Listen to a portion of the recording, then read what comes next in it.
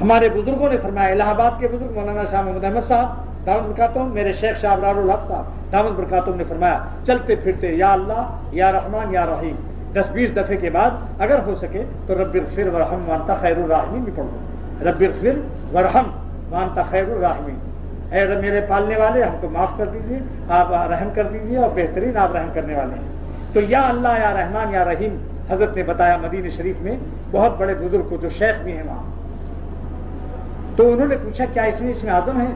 حضرت نے میری طرف دیکھا، میں سمجھ گیا کہ حضرت پوچھنا چاہتے ہیں، میں نے اس کہا جی حضرت میں نے مطالعہ کیا، اس میں اعظم ہے۔ اس کی برکت سے انشاءاللہ کوئی کام اچھا، مزاج میں گرمی خشکی اور غصہ بھی کم ہو جائے گا۔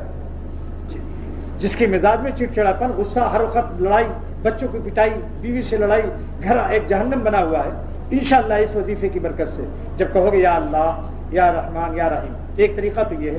دوسرا طریقہ اس کا ذرا مستانہ ہے، کیسے؟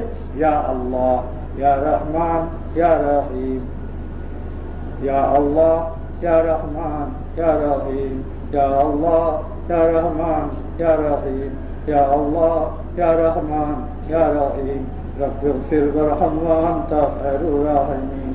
ایک طریقہ یہ ہے، جو آپ کو پسند آئے، جس کو ویسا معلوم اچھا لگے ویسے کہہ دے یا اللہ یا رحمان یا رحیم، جس کی طبیعت میں اس کو محبت کا غلبہ ہو اور اس کا دل اس میں لگتا ہو ایسے پڑھ لیں۔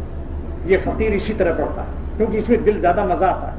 یا اللہ یا رحمان یا رحیم، یا اللہ یا رحمان یا رحیم، یا اللہ یا رحمان یا رحیم۔ موٹر چلاتے رہو اور اس کو پڑھتے رہو، انشاءاللہ آسمان برائے نام رہیں گے، بغیر آسمان کے اللہ نظر آئے گا، اتنا قرب عطا ہوگا۔ اختر جو کہہ رہا ہے آپ تجربہ کرو اس کا، انشاءاللہ اس میں عزم ہے، اس کے اندر مشق کرتے، مگر پہلے ہی دن سے اس میں ایسا نہیں ہو جائے گا، آہستہ آہستہ دل میں اترتا رہے گا نور، اللہ کا ساتھ تعلق بڑھتا رہے گا، آسمان اڑتے رہیں گے، برائے نام رہیں گے اللہ۔ اور پھر اس کے بعد رب اغفر ورحم وانت خیر الراحمین۔ ایک وظیفہ تو یہ بتا دیا،